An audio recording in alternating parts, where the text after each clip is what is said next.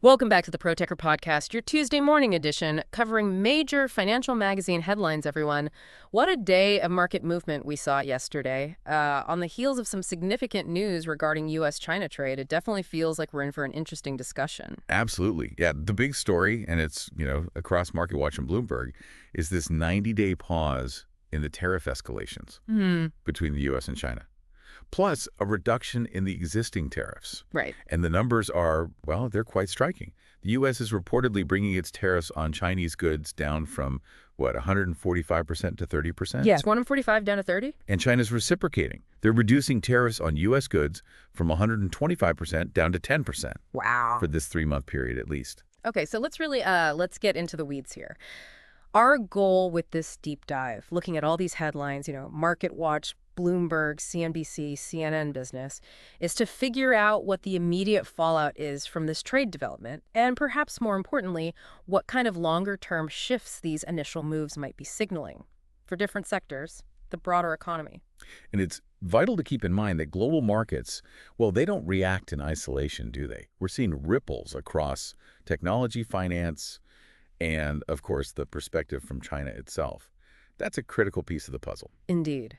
And one of the most immediate and significant reactions was in the tech sector, specifically with the so-called Magnificent Seven stocks. MarketWatch was all over this, Oh, yeah. reporting that this group alone saw their combined market capitalization jump by over $830 billion on Monday. Billion would it be? It's just that. That's a mind-boggling amount of value created in a single day. So for you listening, when we talk about market capitalization, we're essentially referring to the total value of a company's outstanding shares in the stock market.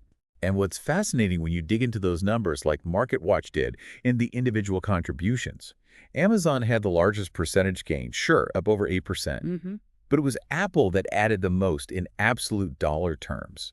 Their market cap gain was over $183 billion. Just Apple. Just Apple.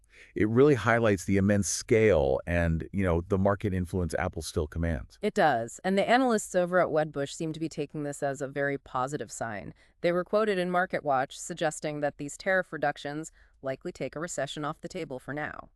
That's a pretty confident statement, isn't it? It is. And they also seem to anticipate further tariff reductions. Right, as the U.S. and China keep talking in the coming months. Which they believe could actually push the broader market and tech stocks to new highs. Well, if we connect this to the bigger picture, that optimism from Wedbush really underscores how sensitive the market is to these high-level trade talks.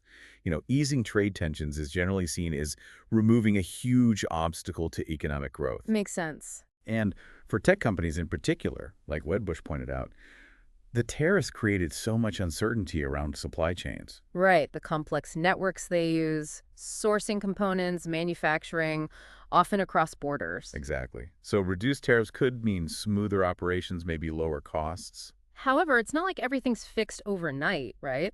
MarketWatch did mention that certain restrictions are still in place, like the U.S. limitations on sales of NVIDIA's advanced H20 chips to China. Yeah, that raises an important point about the nuance here. While the big reciprocal tariffs are being dialed back, specific measures targeting strategically important tech, those are likely to remain. It's part of that broader geopolitical competition. That makes sense.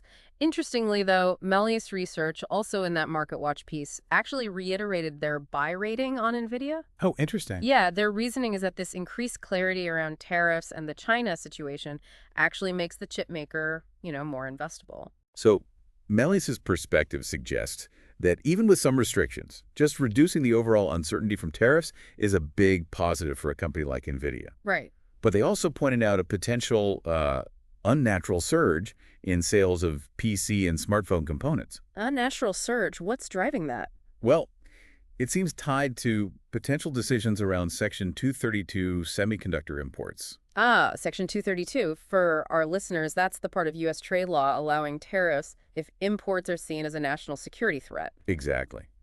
So the anticipation of potential new tariffs under that provision seems to be causing some companies to, stock up on components now. Gotcha. Trying to get ahead of any potential future tariffs. Seems like it. And Melius also mentioned another factor impacting NVIDIA. They expect the company might have to increase chip prices. Why is that? Partly rising costs at Taiwan Semiconductor Manufacturing Company, TSMC, a key supplier for NVIDIA. And those costs are being affected by a stronger Taiwanese dollar. So it's not just tariffs. Currency fluctuations, supplier costs. It really shows how interconnected that global tech supply chain is. It's complex. And finally, on NVIDIA, Milius thinks if the Biden administration were to repeal some of its AI diffusion rules. Those regulations about sharing AI tech. Right. They think that could actually benefit NVIDIA. Well, the logic there is that less restrictive AI diffusion rules might spur more AI investment and development, here and with allies. Which means more demand for NVIDIA's chips. Exactly. More activity drives higher demand for their GPUs, which are crucial for a lot of AI stuff. Okay, now let's take a slightly different angle. MarketWatch also had an opinion piece offering a, let's say, more cautious view. The contrarian take. Yeah. This piece argued that the era of Western economies being so heavily reliant on China-centered globalization is basically over, and we shouldn't expect a full return to pre-2018 tariff levels. That's a really important perspective to throw in the mix. While the immediate market reaction is obviously positive, this piece suggests a more fundamental shift might be happening in the U.S.-China economic relationship. Like, the underlying issues are still there. Exactly. The article points out the initial tariffs were meant to address things like the trade deficit, IP theft. Okay. Those concerns haven't vanished. So even with this temporary relief, the broader strategic competition and, the potential for future friction, it all remains. Okay, moving on. Another sector that saw a significant jump yesterday. Bank stocks. Yeah, MarketWatch reported a broad rally there. The whole financial sector basically recovered the losses it saw after the initial tariffs back on April 2nd. And the optimism there is tied to? Mostly the expectation that fewer trade tensions means stronger overall economic activity. Right. More confidence, more business. More loans, more transactions, leading to higher revenues for banks. That's the thinking. And it seems like some big players are feeling better about the broader economy too. JP Morgan strategists. According to MarketWatch, yeah. They've apparently reduced their estimated probability of recession, down to around 35%. That's a big drop. Weren't they much higher before? Much higher. Around 60% after the initial tariff hikes, they said. Wow. So that really highlights how closely the market links trade policy and economic health. Absolutely. And the fact that the financial ETFs like XLF for broad financials and KBE for banks, they're now trading above their April 2nd levels. That's a pretty clear signal of renewed investor confidence in financials. We also saw individual banks gain. JP Morgan Chase, Visa, Schwab, Bank of America, all mentioned in the MarketWatch report. And beyond just the trade impact, the banking sector's also gotten a bit of a lift from some recent regulatory things. MarketWatch mentioned the overturning of the CFPB's overdraft fee rules as a positive for sentiment. The Consumer Financial Protection Bureau rules. Right. Those can definitely impact bank revenues. And it wasn't just the traditional banks either, right? Alternative investment managers also rallied. Yeah, companies like Carlyle Group, Apollo, TPG, Blue Owl, Blackstone, KKR, they saw positive movement too. What does that signal? It suggests a broader sense of maybe improved risk appetite in the markets. These alternative investment firms often thrive on more deal-making, higher asset valuations, things you tend to see in a more stable, growing economy. Okay, let's shift focus now. How is all this being viewed in China? The Bloomberg article we have paints a picture of a deal that actually exceeded expectations in Beijing. Yeah, that's what Bloomberg reported.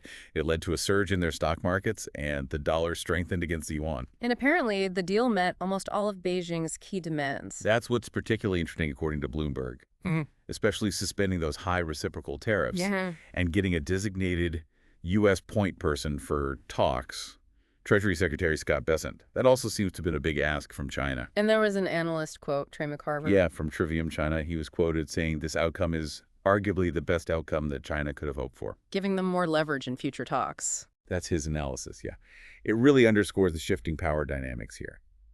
Suggests China feels it gained a significant advantage this round. The Bloomberg piece also touched on President Xi Jinping's pretty firm stance throughout this whole thing. And the rise of nationalism within China, which likely helped him resist U.S. pressure. That's a crucial socio-political element, isn't it? Definitely. Xi's assertive approach probably played well domestically, strengthened his position. At the same time, as Bloomberg noted, President Trump was facing pressure from U.S. business lobbies, even his own party. Right, to de-escalate because of the negative impact on the U.S. economy. Exactly. Bloomberg Economics estimates this deal substantially reduced the average tariff burden the U.S. was imposing on China. Which helps explain the positive reaction in Chinese markets. For sure. While Bloomberg Economics notes U.S. tariffs on China are still higher than on imports from most other countries, the decrease is substantial. And now China has this 90-day window for more talks. Right. Bloomberg also highlighted China's long-term strategy to become less reliant on the U.S. for critical imports. So this 3-month period will be critical. China will likely use it to push for more concessions while still working on that self-sufficiency goal, especially concerning state-owned enterprises, as Bloomberg emphasized. Those aren't likely to change much in negotiations, right? Very unlikely. They're core to China's system. The tariff reduction seems to have boosted forecasts for China's growth, too. Yeah, ING Bank, according to Bloomberg, already revised its GDP forecast for China upwards this year. And Morgan Stanley expects front-loading. Yeah, front-loading of shipments and production in this 90-day window as companies try to take advantage of the lower tariffs while they last. The CNBC article we have supports that view, too, right? Mentioning other banks lifting China's growth outlook. It does. UBS, Morgan Stanley again, ANZ Bank, Natixis, all raising their growth outlooks post-truce. Nomura even upgraded Chinese equities to tactical overweight. Tactical overweight, okay. And Citi raised its target for the Hang Seng Index in Hong Kong. But there's still a sense of caution, isn't there? Like this might just be temporary. Very much so. Many experts quoted across these articles think it might just be a temporary reprieve.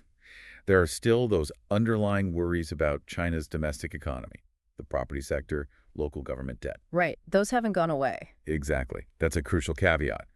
As Dan Wang from Eurasia Group said in the CNBC piece, the long-term performance of China's market and economy still heavily depends on those domestic fundamentals. And that quote from President Xi that CNN Business highlighted, bullying only leads to self-isolation. Yeah, that really seems to capture China's perspective on the whole dispute. It reinforces their narrative of standing firm against perceived external pressure. Precisely. Okay, circling back to the impact on specific U.S. sectors and companies, MarketWatch pointed out tech companies with big supply chain links to China. The ones exposed to tariffs. They're likely key beneficiaries. Yes, and MarketWatch listed quite a few. Big names like Apple, Dell, Lenovo, HP, plus semiconductor and component makers. On Semiconductor, NXP, Infineon, Monolithic Power Systems, Sensata, Littelfuse. And for some of those, like ON, Semi, and Sensata, Morningstar's fair value estimates suggest potentially significant upside. Based on these developments, yes. That's what Morningstar suggests. But it's not universally positive, right? The impact isn't uniform. CNBC had that example. Topo Athletic, running shoes. Right.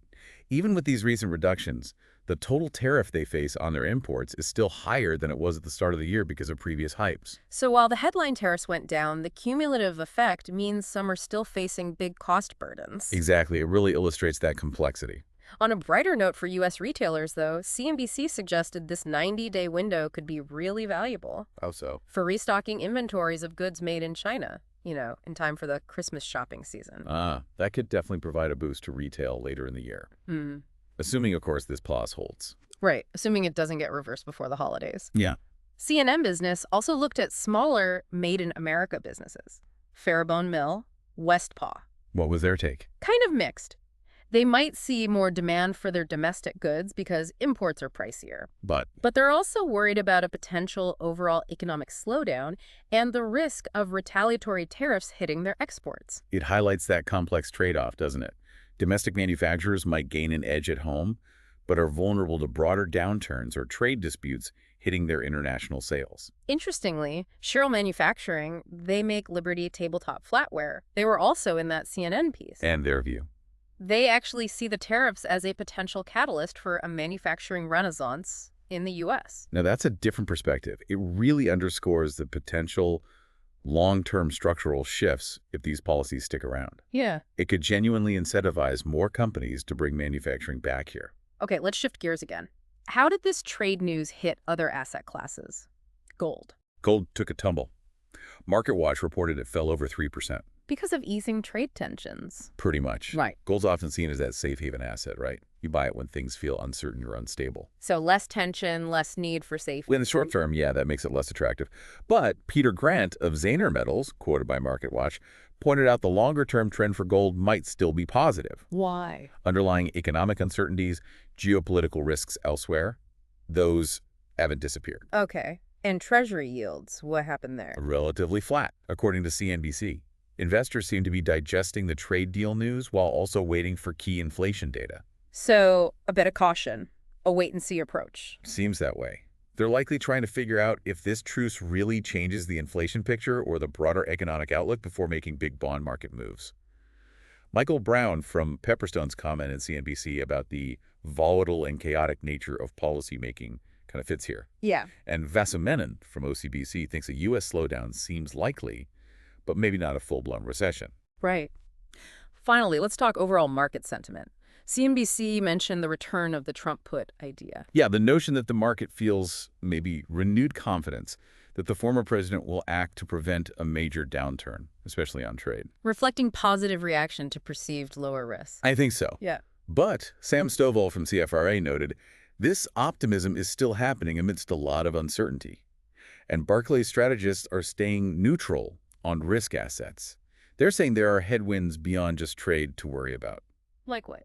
Well, we also saw expectations for Fed rate cuts get pushed back. Many now thinking September at the earliest. True. MarketWatch also highlighted a technical signal. The S&P 500 closing above its 200-day moving average, first time in over 30 sessions. Yeah, sentiment trader data suggests that pattern can sometimes lead to strong returns. But there are big exceptions. Think 2000, 2008, so it's definitely not a guarantee. Right. So despite the rally, concerns are still lingering. Consumer spending, high stock valuations, corporate earnings. Exactly, as MarketWatch pointed out.